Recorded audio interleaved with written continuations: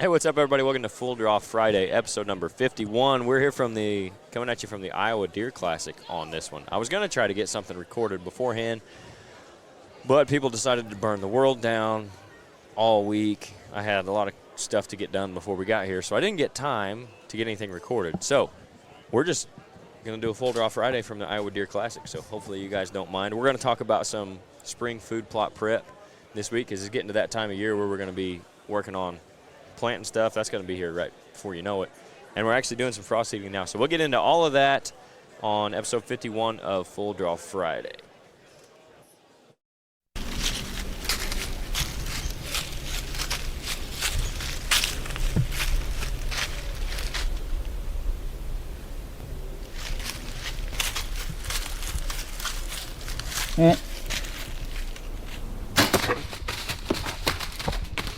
All right. So, like I said, we're going to get into some food plot prep, because it's not really time to start planning necessarily, but it is time to start thinking about what you're going to need, getting in on your weed control, getting ready for that, grass and stuff like that. And also the frost seeding part. Well, let's just start there, because I've already done a little bit of that, and that's probably the first thing that you're going to be able to do, because spraying is going to come when everything starts to green up, obviously. But right now is when you can be frost seeding your spring plots. And when we say that, I talked about this on one recently, but I think a lot of guys get confused on what that actually means. And it's putting seed down so that when the ground freezes and thaws, it works the seed into the soil. And most of the time guys are doing that with clover. So whether you can do it on new clover plots, obviously, but like what we're doing is mostly existing clover plots that we have. Touching up. Yep, going in, filling in bare spots. You can, like I said, you can get a new one started, but if you have one, it's a good way to maintain it. If you got spots that are down, if they died out last year, whatever happened, you can go fill those in with some frost seeding. And essentially, like I said, what you're going to do is just go in there, get whatever amount of seed you need. I always like to go a little bit heavy on frost seeding. I don't know what you normally do. Go heavy. Yeah. Try to get as much as you can. Yeah, because there's going to be a certain amount of it that doesn't hit the soil or doesn't catches grow right up. away. Yeah, so I like to go a little bit heavy, but just broadcast it out over your existing clover or where you want that new plot, and then let the freezing and thawing do its work. Or even a little bit of snow or rain if it comes in. If you can get snow, that's perfect. If you could have got in on top of the snow that we had down south, if you got snow coming in or something, and of course rain, always going to help that clover, especially if you can get it on the dirt, because it doesn't need to be very deep. Nope, just touching it. Yeah, so you can get it down on the soil, get that rain, and that'll pound it in the rest of the way for you. A little bit of rain. You get too much rain, you start getting runoff. Yeah, you don't want it all at once. Then your seed goes with your runoff. Exactly. Yeah, because that's another thing. That clover seed's so small. You're right. We ain't getting much of any rain, though. We're still we are not. That nice drought. Right. Yeah, we're still kind of in that. But that's kind of the first thing that you could be doing right now, or you probably should be doing if you have clover plots already, is get those things frost seeded. But the next thing to be thinking about is getting chemical and stuff ordered for spraying. Whether you're doing, and you can do soil tests right now too, so that's one. Get your soil test in, get your samples sent, get the test back, find out what fertilizer you need to go ahead and put down.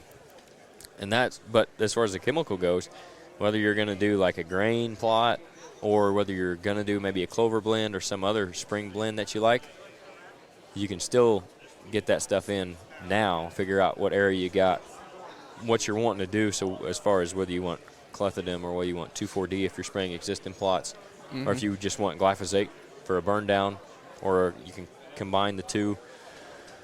Get that stuff ordered, figure out how much you're going to need, and then that way it'll be here when it's time to spray it instead of being behind.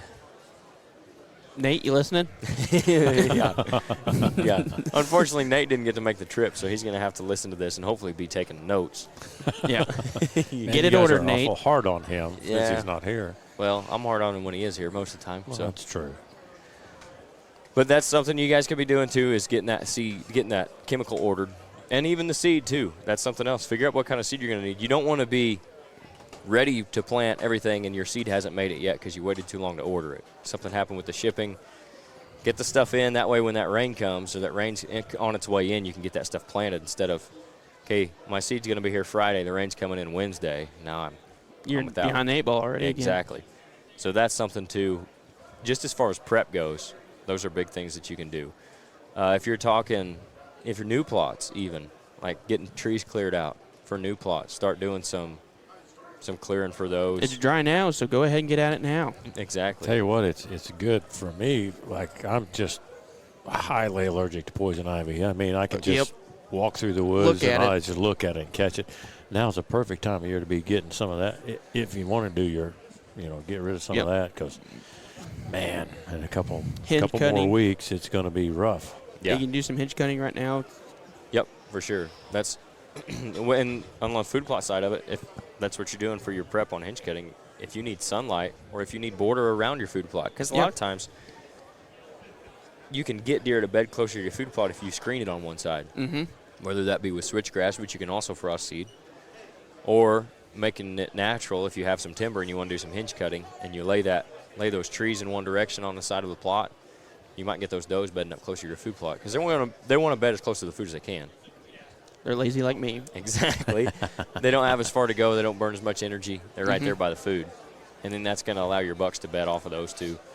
That's a whole nother podcast we'll get into at some point this year. But something else I want to do, and I want to bring in maybe Tubbsy or somebody and talk about grains. Yep. And doing just like start to finish, what do you need to do to plan for corn or beans? Because we talked to a guy today that's thinking about doing some beans, and he's probably going to plant them in the fall, which you can do, but you won't you're not going to get as much growth. Yeah. You might not get the rain. Yeah. The last 2 years. So that's something else to take into consideration, even if you've got. But if you do plant them early, there's a chance they're not going to be there because you never really eat them off. Right. Right. By the time it's time to go. It's a give and take. Yeah. But anyway, I'd like to do like a from beginning to end what you're going to need to do, or what he would do for his circumstances, and then we can pick apart that what we would do just for deer. Yeah. Right. So there's going to be some stuff that a big farmer's going to do that we necessarily wouldn't have to do cost-wise and things like that. But there's a lot we could learn from that. And then that gives people a head start on if they're wanting to do something, what they need to plan for. Yep. Because that's where we're at. We're in the planning phase right now. So that's a big thing. But never stops year-round. That's right. If you want to consistently kill big deer, that's why, like Jeff was giving Dusty crap about them having the game farm. Like those guys. But they're dedicated to it. They earn it. Richard and George being retired, like they're doing something every day.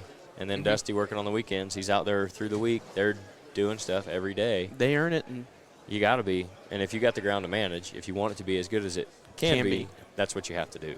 And that's what we're talking about, this getting prepared. It's not just you wake up one day and, hey, it's a good day to plant food plots. I'll go plant them and hope for the best. Which you can do. I mean, that's a strategy. Some people, they have all the luck and that works out year after year. Right. I do not. Eventually it's going to catch up with you, though. Yeah. And most people aren't going to be that lucky, right? But if you wait and don't get something planted in the spring anymore, it seems like if you're just waiting around for fall, you might not even get any rain. That's what happened to me the last couple of years. That's what happened the past 2 years for me, too. A lot of people, I think. And that's why I'm changing this year and just going to a lot of clover. And then if we're going to get the rain, I'll put some brassicas out. And if we don't, at least I'll still have the clover. And I'm going to do some milo and stuff, too. But, yeah, that's just some stuff you guys can be looking out for when it comes to food plot prep. You got anything else on that before we finish that up that we missed? Nope. Get your seed ordered. Lime. Make sure you get those. Get your soil test done. Get your fertilizers ordered, limes.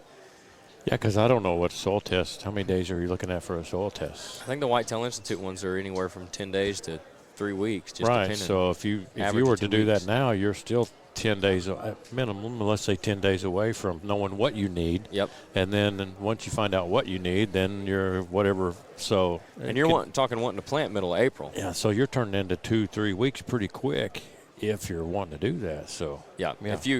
If you get your soil test in now, hopefully you got your fertilizer down by the end of this month. So you've got maybe 2 weeks, realistically 2 weeks to get your samples done, sent in, to give you enough time to get them back and get your fertilizer ordered. I don't think enough before guys, the beginning of the planting season. I don't think enough guys take I don't want to say advantage of that, but take that to heart, a good soil test of, what you can You can learn a lot. You can, and I don't think enough guys put enough stock in that, I guess is what I'm trying to say. If they're going to cut corners on cost on their food plots, it's going to be on fertilizer most of the time. Yeah.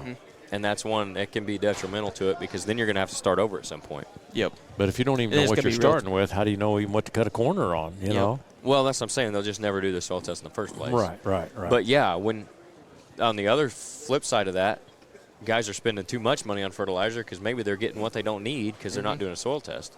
Yeah. And it's like, it doesn't cost that much. Whitetail Institute makes kits. Your local co-op will do a soil test for you. And you can find out exactly what you need and get the right amount of it. Oh, yeah. And then you're going to save money on your fertilizer. Yep. They think buying the high-end seed, you don't need that stuff. It'll make up for it. Yeah. Yeah. Nah, not the truth. No, that's not how it works.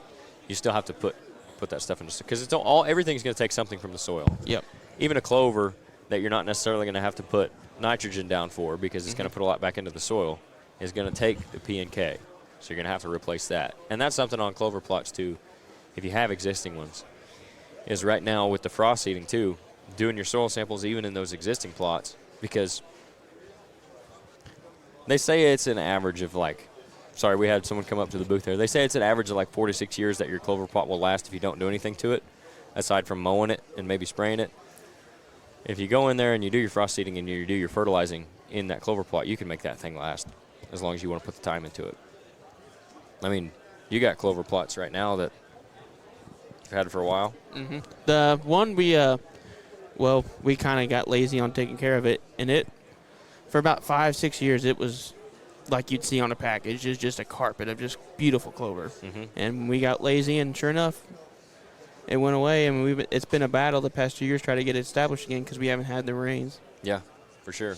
And that's something where when you have it like that, it's worth the time and effort to keep it than having to start over. Yeah, I'm seeing that now. Yeah. And we've dealt with that with clients before, guys that had clover plots, and then they come in and got screwed up, and it's like a 2-year process to get them back, So, and then if you don't get rain, it's even worse. Mm-hmm. So keep up with that stuff. Or if you got one established for them, and then they think, well, that's cool, and then don't do anything else. Exactly. And then, like you said, 18 months later, they're going, wow, what happened to that? Exactly. Yeah. Now Don't it looks do like that. a weed and grass patch. Yeah. Yep.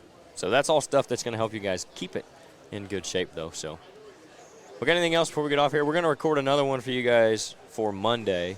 I believe we're supposed to be talking with Warren Holder at some point this weekend, so that'll be on Monday's episode. So make sure you guys stay tuned for that. But we're going to be up here at the show all weekend, so if you guys are up here at the show, stop by and see us. We're in booth A20 down here on the end by the escalators by the bow chutes. It's a busy place right now, so we're going to sit in and hopefully see you guys here at some point. But if not, we'll catch you on Monday's episode. Thanks for listening, guys.